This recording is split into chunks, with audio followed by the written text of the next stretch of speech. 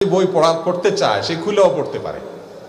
আর শয়তান সে তার জন্ম হয়েছে কত আগে, তার সব মুখস্থ, আপনার বই পড়ার দরকার নাই তো, সে তো পরীক্ষা দিবে না।